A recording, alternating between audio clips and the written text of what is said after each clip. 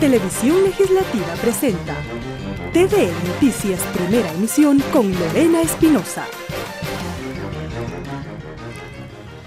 Martes 3 de abril de 2018, ¿qué tal amigos? Muy buenos días, bienvenidos a TVL Noticias Primera Emisión. Gracias a quienes nos sintonizan a través del canal 42 en Quito y también en nuestro sitio web www.tvl.asambleanacional.gov.es. Revisamos quién nos acompaña hoy en las entrevistas. Estará con nosotros Ramiro Crespo, economista, analista económico. Con él hablamos sobre el Plan Económico 2018. También estará con nosotros Sandra Luzuriaga, médico pediatra del Hospital Pablo Arturo Suárez, y con ella dialogaremos sobre el caso importado de sarampión.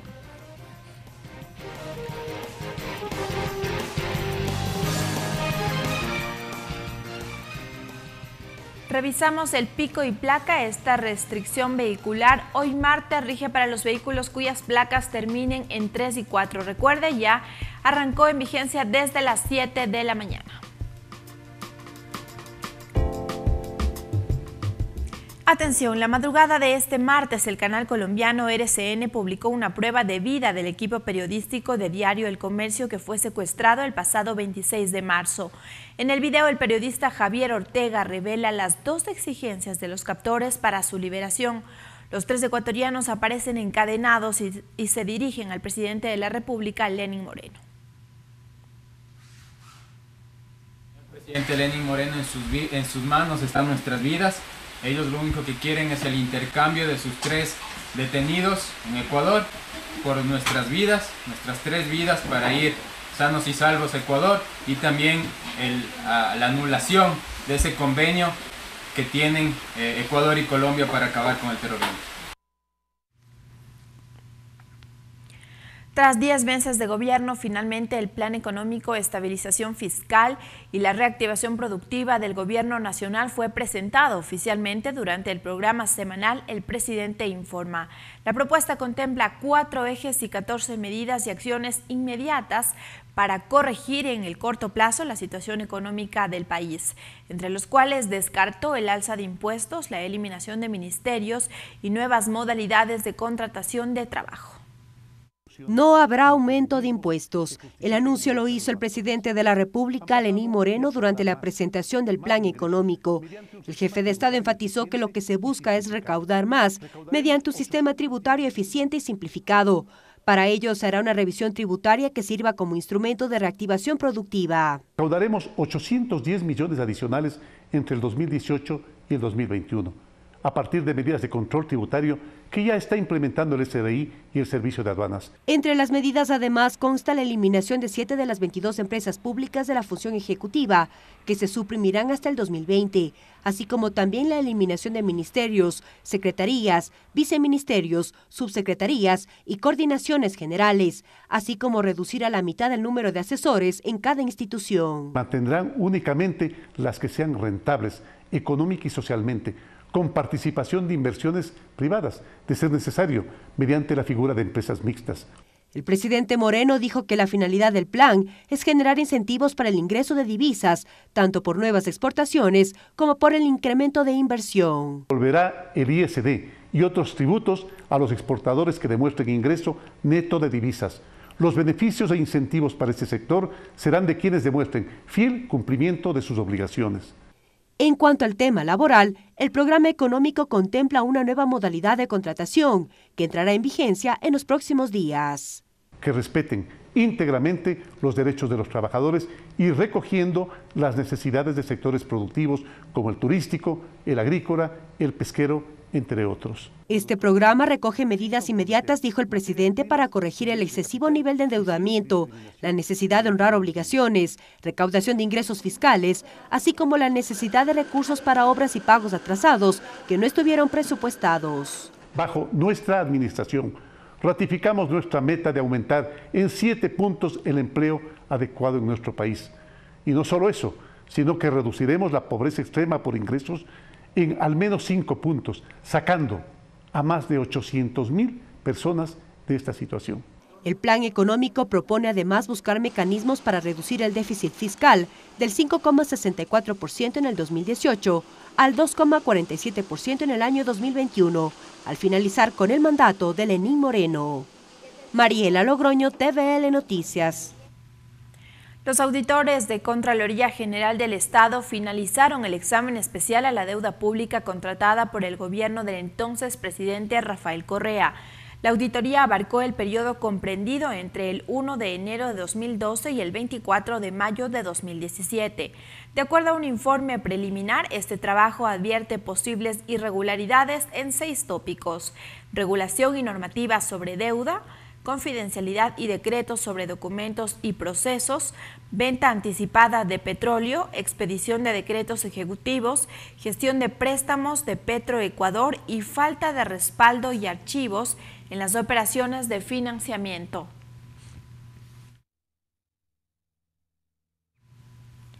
Este lunes, decenas de periodistas y familiares del equipo secuestrado de Diario El Comercio se concentraron en la Plaza de la Independencia durante la tradicional ceremonia de cambio de guardia de la escolta presidencial que estuvo encabezada por la vicepresidenta María Alejandra Vicuña.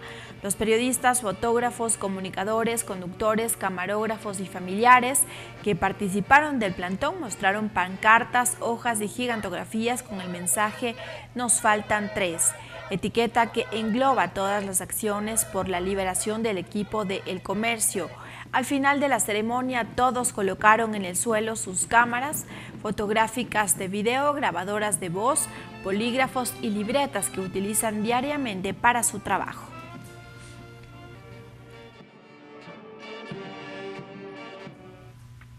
A continuación les presentamos un perfil de los 3 trabajadores de Diario El Comercio secuestrados el pasado lunes en la frontera norte.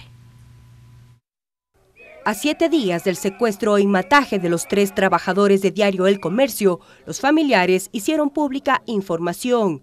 Juan Javier Ortega tiene 32 años de edad, apasionado por el fútbol, estudió comunicación social en la Universidad Salesiana en Quito.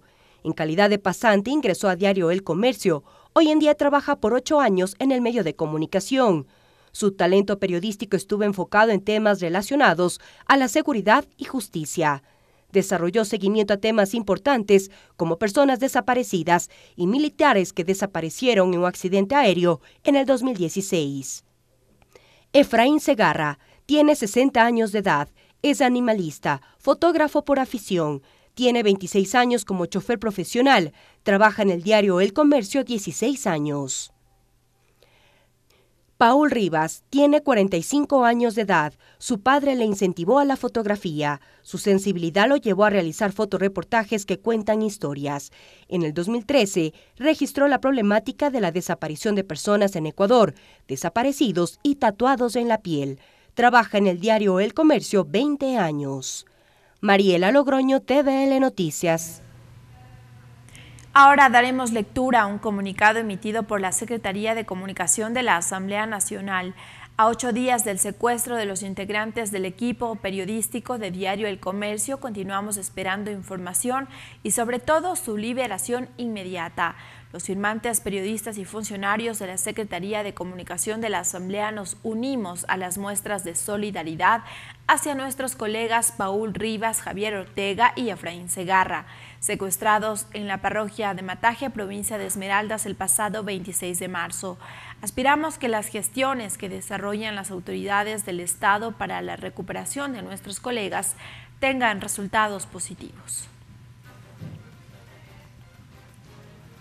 Momento de una pausa, amigo. Enseguida continuamos con más noticias. Regresamos con TVN Noticias Primera Emisión luego de la siguiente pausa promocional.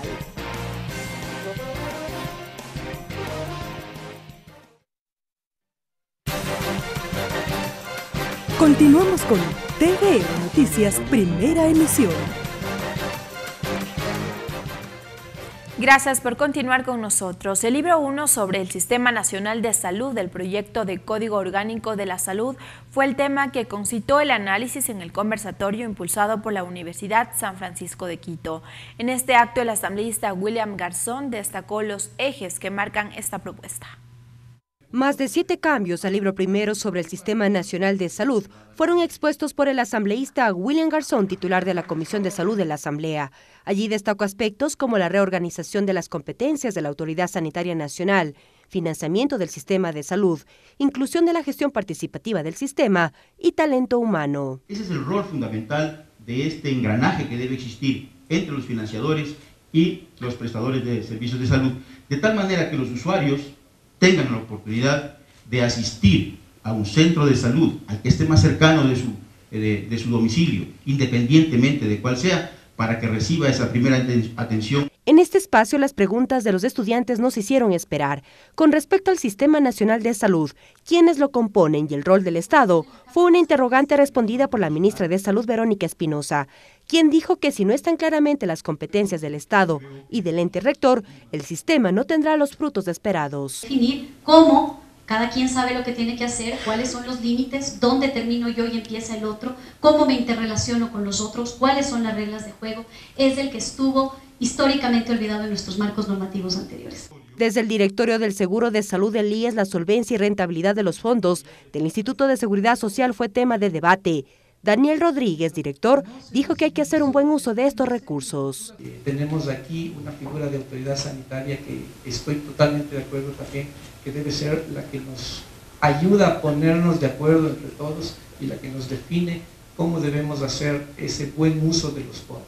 Desde los directorios de Seguridad Social de Fuerzas Armadas y de la Policía Nacional, el financiamiento también es un eje que consta en el código pero que esperan tome fuerza. Los representantes Alejandro Vela y David Proaño mostraron sus dudas. El país goza de una deficiencia o acusa una deficiencia porque en el país no se forma la auditoría. Hay Fuerzas Armadas, hay Policía, hay IES, pero los tres sistemas no funcionan de la misma manera. En este conversatorio además se hizo público que el segundo debate del proyecto de Código Orgánico de la Salud sería en los próximos días. Mariela Logroño, TVL Noticias. El Ministerio de Salud confirmó que en Ecuador registra el primer caso importado de sarampión.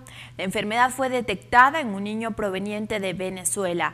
Sin embargo, las autoridades dicen que se han tomado las medidas necesarias para evitar más brotes de la enfermedad. Un caso de sarampión se registra en el país. Se trata de un menor de 5 años de nacionalidad venezolana que ingresó al Ecuador por el puente fronterizo de Rumichaca. La ministra de Salud, Verónica Espinosa, en rueda de prensa detalló la situación. El jueves 29 de marzo, el paciente presenta signos y síntomas compatibles con un cuadro de sarampión y apenas se pudo realizar el examen, se lo hizo y tenemos un resultado positivo para sarampión. Inmediatamente reportado esto, la siguiente por favor, estas fueron las acciones que se llevaron a cabo, el aislamiento del caso sospechoso, esto es importante porque esta es una enfermedad altamente contagiosa, entonces tenemos que evitar que el niño esté en contacto con más personas para reducir el riesgo de que haya un contagio. La ministra dijo que este caso está controlado y que no existen otros. Hizo énfasis en la implementación del plan de prevención de sarampión debido a los casos registrados de esta enfermedad en los países vecinos. El día 9 de marzo, el Ministerio de Salud Pública, en compañía con varias otras secretarías de Estado, hizo el anuncio de la alerta temprana de prevención para disminuir el riesgo de la introducción del sarampión en la región de las Américas frente al riesgo inminente que se presentaba por el número de casos incrementado durante este año en varios países de la región y del mundo. El principal objetivo del plan es prevenir la enfermedad del sarampión y, de ser el caso, estar listos para tomar medidas sobre esta epidemia.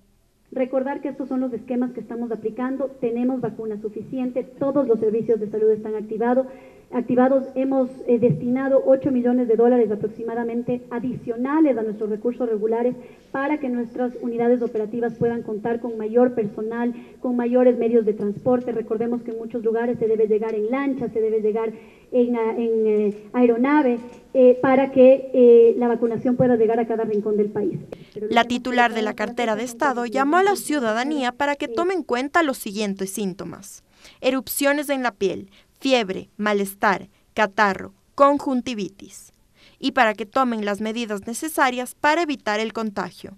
No automedicarse, no toser en la mano, lavarse las manos. El sarampión es una enfermedad altamente contagiosa y puede ser mortal. El Ministerio de Salud destinará 1.500.000 vacunas, principalmente para menores y mujeres embarazadas. Tatiana Sonnenholzner, TVL Noticias.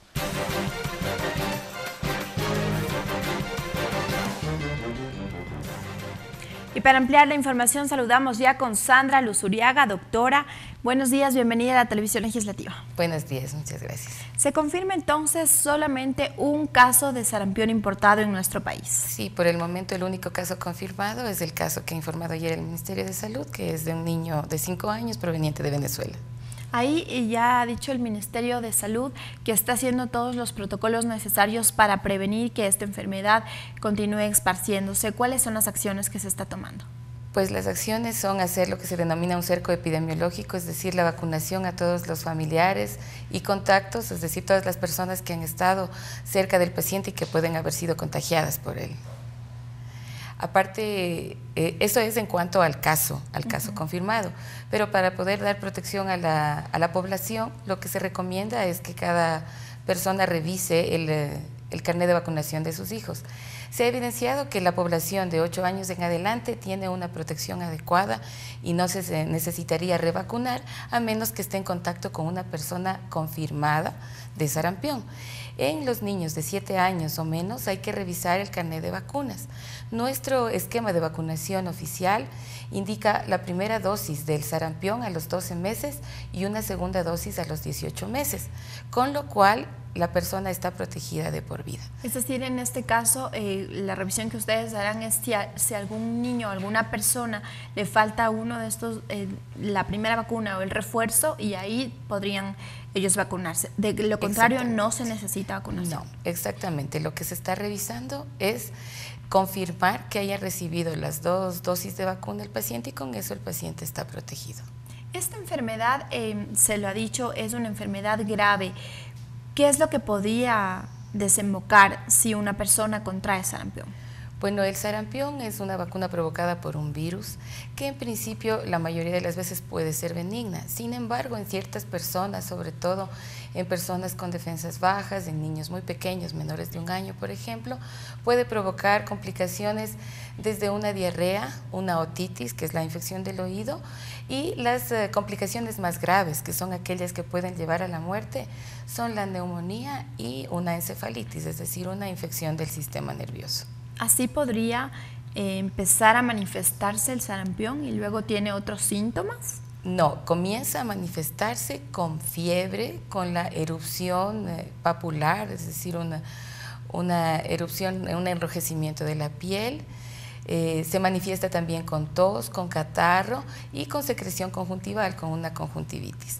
Esto es como empieza a manifestarse el sarampión.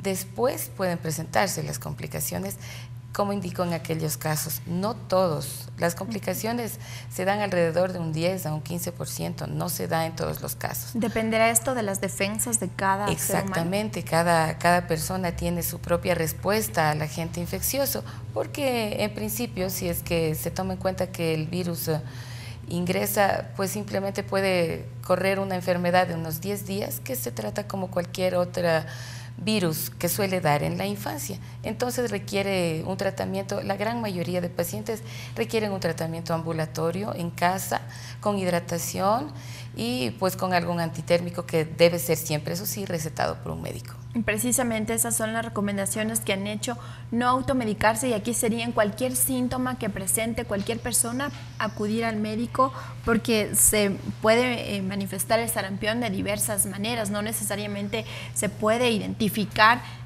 enseguida que es sarampión, que se trata de sarampión. Claro, exactamente. Lo que está indicado es si un paciente presenta fiebre y además erupción cutánea de tipo rash, que decimos, o de tipo enrojecimiento de la piel, granitos pequeños en la piel, ese es el caso que debería acudir al centro de salud más cercano.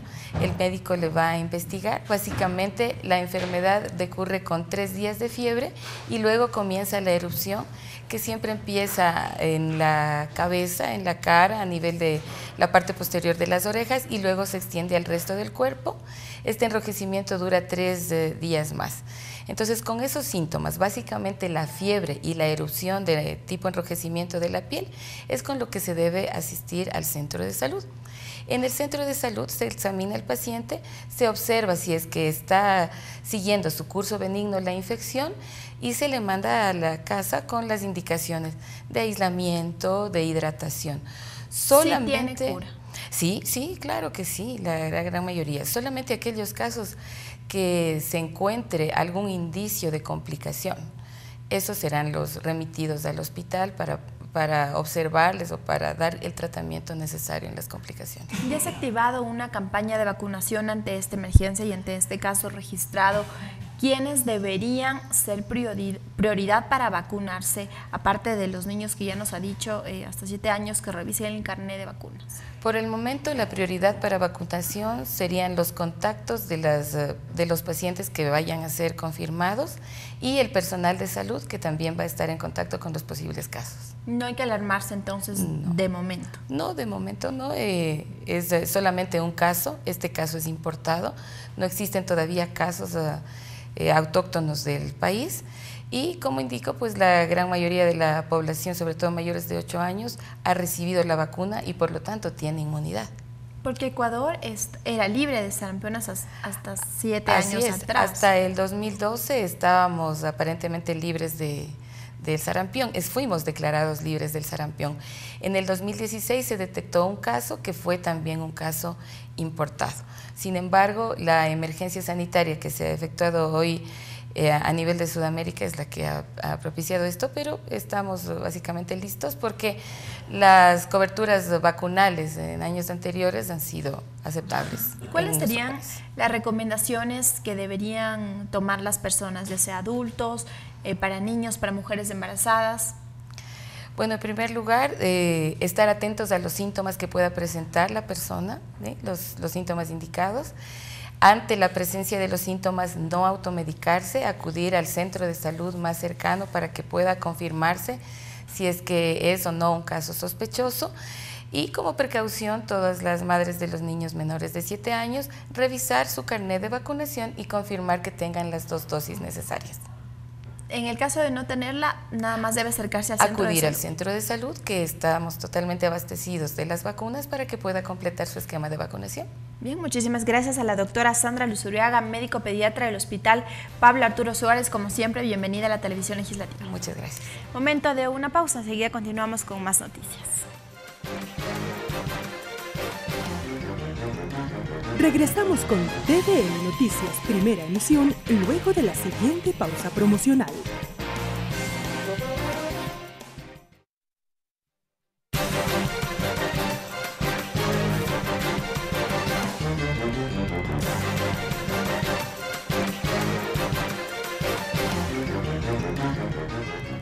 Gracias por seguir en nuestra sintonía. Ahora nos concentramos en el plan económico expuesto la noche de este lunes por el presidente de la República. Para ello saludamos ya con el economista Ramiro Crespo. Bienvenido a la Televisión Legislativa. Muy buenos días, saludos. Queremos saber su opinión general sobre este panorama que el presidente ayer expuso, estos 4 ejes y 14 medidas que se tomarán para reactivar la economía del país, dijo ayer el primer mandatario. Me parece, en términos generales, bastante bien. Todavía hay que ver los detalles que tienen que anunciar los ministros para la implementación efectiva de las medidas. Pero podríamos decir que los ejes, los principios, etcétera, están bastante bien delineados. Entonces, todo depende, por supuesto, de los detalles y de cómo se aplique, con el rigor que se apliquen las medidas, porque todavía está el tema bastante general. Entonces, cuando, por ejemplo, se habla de la reducción del tamaño del Estado, hay que ser muy específico. Por ejemplo, la reducción de personal. Yo creo que hay muchas maneras de reducir personal. Ahí dio un ejemplo, se refirió a la reducción de los asesores y de las consultorías. Me parece eso muy bien, pero también, por ejemplo, deberíamos fijarnos en gente, el año pasado, en el año 2017, ha habido un aumento notable en gasto corriente. Y eso mucho tiene que ver con sueldos. O se llama la atención. ¿Por qué ha habido el año pasado ese aumento? Entonces yo creo que también deberíamos fijarnos, y ahora con todas las técnicas estadísticas y de información, como la famosa Big Data, podemos entonces ver realmente cuántos, el personal que ha aumentado en los últimos 10 años, por ejemplo, en dónde, inclusive ver, porque puede ocurrir muy bien esto, si estamos viviendo un ambiente de mucha corrupción que el gobierno está tratando de combatir, podría ser que mucha gente sean los famosos pipones, que es básicamente que gente que va a trabajar no trabaja el tiempo suficiente o no va a trabajar, recibe un sueldo y lo comparte con quien le contrata. Entonces yo creo que nosotros debemos hacer, inclusive como muestra, como ejemplo, una revisión de eso para estar seguros de que este tipo de plagas no existen, que también hace mucho daño a la burocracia profesional, normal, etcétera, que sirve mucho al país. Exacto, y ahí el presidente ha anunciado ayer que la meta sería ahorrar 1.000 millones por año en este que es el segundo eje, que es la reestructuración y optimización del Estado. Con ello se podría lograr, con esta revisión del personal que trabaja en el sector público, él ha dicho, en la función ejecutiva. Sí, así es, pero no solo deben ser los asesores, ¿no?, consultores, sino también, por ejemplo, la gente que está contratada de más. ¿Por qué? Porque básicamente contribuían 10%, 5% al partido político oficial y adicionalmente porque puede haber habido corrupción. Pero obviamente esto tiene que ser hecho muy bien, tiene que ser muy bien manejado. Yo le daría una idea, por ejemplo. Comenzar a hacer los pagos en físico y directo, que la gente, así como cuando va a votar, no se presente a cobrar el cheque. Porque es muy fácil toda esta corrupción con transferencias bancarias. Y en un país donde dicen que los muertos votan, no sería difícil que los muertos también trabajen.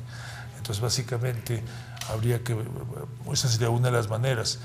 Pero nada de cacería de brujas, todo tiene que ser muy manejado y más bien los trabajadores serios permanecerán ahí, trabajarán ahí, porque son necesarios. Pero también, por ejemplo, tenemos que ver otro tipo de gastos. El tema de la importación de la gasolina, de los derivados de petróleo. Yo creo que eso debe ser un concurso mucho más público, debe ser abierto a que sea competitivo, que no solo importe el Estado, sino que podamos importar todos los que queramos.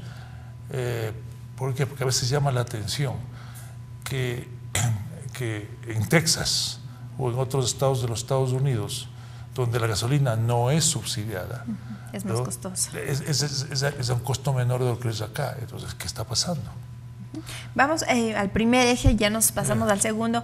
El primer eje que expuso el primer mandatario es la estabilidad y el equilibrio fiscal. Ahí lo que él propone es reducir el déficit fiscal y la necesidad de endeudamiento, que ha sido enfático desde hace algunos meses atrás, con una mayor eficiencia y recaudación tributaria, ha dicho. ¿Cuáles son las acciones que se podrían implementar para ejecutar la reducción de este déficit? Bueno, a mí me parece, en principio, que siempre deberían estar siendo muy eficientes en la recaudación tributaria, pero aparentemente siempre se puede mejorar. Una cosa importante es que va a haber una amnistía tributaria. Entonces eso hace que mucha gente prefiera no entrar en disputas con el Estado, sino más bien pagar. Llegar a acuerdos. Entonces, otra manera también que se debe hacer es hacer los impuestos razonables. Hay cosas muy importantes, como por ejemplo, que me saltaría de eje, pero la reducción al anticipo de la renta y cosas por el estilo. Pero entonces yo le veo como, pero sí es muy importante la reducción del déficit fiscal, porque no quiere tener el déficit que tenemos ahora del 6.25% más o menos. Estamos hablando de 6.000 y pico de millones de dólares en déficit fiscal que tiene que ser financiado. Eso contribuye a que suba el riesgo país, aumente los costos de intereses para el Estado, aumente, por lo tanto, los impuestos necesarios para cobrar y cosas por el estilo. Al estar empeñado en reducir y al año 2021 llegar a un déficit de 2.25 más o menos de Producto Interno Bruto, sería una gran mejora, aunque lo ideal sería tratar de que el déficit para el año 2021 ya esté en cero. Pero ese tema sí está muy bien, es una buena cosa, es importante sanear las finanzas públicas para evitar los problemas que estamos teniendo de tanto endeudamiento. Con la reducción de este déficit, ¿podría lograrse con la recaudación de más ingresos mediante este sistema tributario eficiente, simplificado? Porque el presidente ya ha dicho que no se subirán los impuestos. Se podría, una cosa importante es si se reactiva la economía, que haga que el sector privado externo y el sector privado nacional inviertan con confianza, va a haber mucho mayor producción. Al haber mayor producción, crecimiento, etcétera, ventas, habrá mayores impuestos. También será una manera de ayudar a reducir el déficit fiscal. Y eso es lo que ha dicho también el primer mandatario, que quiere reactivar la productividad de nuestro país. Eso es muy importante, porque lo que tiene que hacer, dándonos unas metas claras, ¿no? Hacer que los ecuatorianos nos sintamos con la confianza. ¿Para qué? Para invertir en nuestro país y no tener ese recelo que se tiene ahora, donde por mucho tiempo la gente no quiere invertir porque les cambian las reglas de juego, etcétera. Entonces yo creo que es una cosa muy importante. Así también se fortalecería la dolarización, que es el tercer eje que anunció ayer el jefe de Estado. Claro, la dolarización se fortalece obviamente con dólares. Entonces, cuando uno tiene un déficit fiscal demasiado grande, y déficit por gastos del Estado, que generalmente no están acompañados con producción en bienes y servicios, que es lo que la gente que recibe los sueldos, etcétera, quiere. Entonces, ¿qué? Aumentan las importaciones. Entonces, al aumentar las importaciones, salen los dólares y el nivel de dólares que circulan en la economía baja y por lo tanto hay menos dinero para transar y eso crea problemas. Podría crear problemas. Entonces, la solución es atraer más dólares. ¿Cómo? Exportando más, por lo tanto favoreciendo al sector exportador. Segundo, atrayendo la inversión extranjera. Veo que se piensa atraer a bancos grandes del mundo para que vengan al país, lo cual es muy bueno. Eso va a traer más competencia y mayores posibilidades de financiamiento. Entonces, con mayores exportaciones, más dólares. Mayor inversión extranjera, más dólares. También un endeudamiento mejor para que la empresa privada y el Estado se puedan endeudar de una manera más barata, entonces pagando intereses menores y así sale, cuando se pagan esos intereses salen menos dólares de la economía. Y también, por ejemplo, aumentando la inversión extranjera directa, que aumenta la producción, creando empresas, o también aumentando la inversión extranjera en las acciones de empresas existentes, para fortalecérselas, para que mejoren su tecnología, para que mejoren su competitividad y puedan no solo vender aquí bienes más baratos, sino también exportar al resto del mundo. Es decir, entonces el tercer eje con el fortalecimiento de la dolarización iría de la mano y dependería para que se cumpla el cuarto eje, que es la reactivación productiva, de lo que usted nos ha explicado. Claro, entonces básicamente el fortalecimiento de la dolarización es fundamental y es muy complementario, porque para poder aumentar el número de dólares hay que reducir el déficit fiscal, ¿no?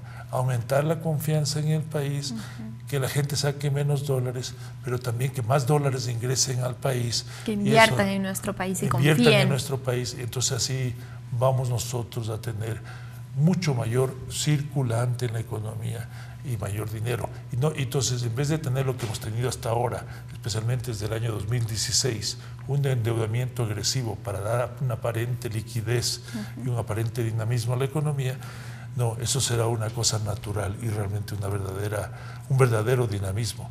Entonces, el fortalecimiento de la organización ayuda a fortalecer el aparato productivo y al revés. El gobierno también apunta a la reducción de la pobreza, al fomento del empleo, y también ayer el presidente ha dicho que sí se tomará en cuenta las nuevas modalidades de contrato. Sí, eso me parece muy importante porque mientras mayor flexibilidad haya en poder contratar a la gente, mucho mejor. que puedan trabajar. Esto no quiere decir precarización laboral como se podría también malentender. Ahora, ¿qué es lo que está pasando? Ya no, cada vez la mano de obra es más calificada. Los empleados son o somos más calificados, ¿no? Porque todos tenemos un empleo. Entonces, básicamente, ya esos conceptos de la precarización laboral era cuando uno podía reemplazar una persona con otro fácilmente, porque el trabajo era muy físico. Pero en la mayoría de los casos, ahora el trabajo requiere muchos aspectos intelectuales, mucha formación y adicionalmente requiere mucha integridad. Entonces, un empleado muy valioso, ¿no? Perder a un empleado muy valioso para una empresa es realmente una muy mala cosa. Entonces, usted podrá ver que muchas empresas, ¿no?, dan beneficios más allá de los mínimos legales. Por ejemplo, seguros de salud adicionales, sueldos más altos que el mínimo, vacaciones más largas y cosas por el estilo. Entonces, yo creo que obviamente hay que evitar los abusos, pero el hecho de que haya mayor flexibilidad va a permitir, claro, que se pueda trabajar desde la casa, por ejemplo, a través del internet, que se pueda trabajar tiempo parcial con facilidad, que se pueda trabajar por horas, ¿no?, que los estudiantes puedan trabajar con mayor facilidad, todo, y que se pueda contratar temporalmente por contratos de un año o lo que sea, que no se vuelvan demasiado rápidamente fijos, porque el momento en que ya se vuelven fijos y resulta que ya luego no la necesita la persona, porque solo estaba por 2 años, digamos, entonces los costos de liquidación son muy altos. También eso hay que tomar en cuenta, que no puede haber costos de liquidación tan altos, porque lo que ocurre es que las empresas entonces tratan de contratar menos para liquidar menos, y eso crea desempleo. Entonces, y muchas veces inclusive tratan de reemplazar a la mano de obra con maquinaria. Entonces, preferible es tener flexibilidad en la contratación, flexibilidad en la liquidación, que sean razonables, por supuesto, pero usted va a ver que los buenos empleados no generalmente se quedan años de las empresas porque nadie los quiere perder, porque no tienen precio. Cambiando de tema y aprovechando su presencia, también quisiera, por favor, que nos pueda explicar qué es lo que contiene este informe preliminar de este examen que realizó a la deuda pública del expresidente Rafael Correa, esta comisión de la Contraloría de la cual usted es parte. Bueno, básicamente lo que se ha determinado, se ha hecho una auditoría de las fuentes, los usos y la legalidad de la deuda. Entonces, básicamente se trata de determinar de dónde nos endeudamos, en qué usamos el endeudamiento y si lo que se hizo fue legal o no. Entonces, lo que hasta ahora ya se lo leyó en el informe preliminar, que fue público, vemos que el endeudamiento podría estar alrededor del 67-68% del Producto Interno Bruto hasta el 31 de diciembre del 2016. O sea que es bastante mayor que el 40%, que es el techo permitido. Entonces, usando el argumento de que nadie disputa que el 40% es del techo, había que reglamentar el cálculo. Pero bueno, uno puede decir que 2 más 2 son 4 y también puede decir que 6 menos 2 son 4. Pero la idea era que 2 más 2 sean 4, que 20% más 20% sea 40%, no de que 68% menos 28% sea 40%. ¿En dónde se detectan esas principales irregularidades? Por ejemplo, en los préstamos que se hacen como preventas petroleras, que se ve cada vez más que son realmente endeudamiento público. Entonces, esa es, por ejemplo, una de las cosas que se nota, que hay, que se utiliza la figura de preventa petrolera para endeudarle a Petroecuador con la venta del petróleo, un recurso inalienable del subsuelo, porque no es el petróleo que está arriba de la superficie, ya está todo ahí en el subsuelo, pero el dinero entra a la cuenta única del gobierno central. Se ve eso, también se ven préstamos con el Banco Central, por ejemplo, obviamente son préstamos, es un endeudamiento. Con el Seguro Social, ¿qué es lo que se ha hecho? Con el Seguro Social se ha consolidado la deuda, básicamente diciendo, como el Seguro Social es del Estado, entonces, y usando un supuesto criterio del Fondo Monetario Internacional, entonces esa deuda no existe, porque somos como... Porque es interna. Porque es interna, pero no es así, porque le deben a usted, a mí, el Seguro Social no es más que un custodio y una persona que tiene que invertir a nombre nuestro, de la mejor manera, nuestros dineros. O sea, pero son dineros que tienen que ser pagados luego, pagados a terceros. Inclusive la deuda, los bonos que tiene el Seguro Social, mañana pueden ser vendidos en los mercados nacionales e internacionales y ya no sería, sí, porque ahorita aparentemente ya hay una crisis actuarial, están entrando menos dinero del que sale, al tener que vender los bonos ya no es ni siquiera el Seguro Social que tiene los bonos, sino terceros. Bien, muchísimas gracias al economista Crespo. Bienvenido como siempre a la televisión legislativa. Muchísimas gracias. Así despedimos esta emisión, amigos, nos vamos, pero antes los dejamos con el tip del día. El tip del día para tener una entrevista de trabajo exitosa. Por lo general no se habla ni de sueldos reales, ni de fechas de entrada, ni de segundas entrevistas. Por alguna razón, esperamos a que el entrevistador nos lo diga. Pero muchas veces eso no pasa. Siempre es necesario preguntar acerca de entrevistas futuras en el proceso, tiempo para entrar formalmente y conseguir papeles, si será por honorarios o nómina, y cualquier otra duda. No se ve como ignorancia, sino como interés.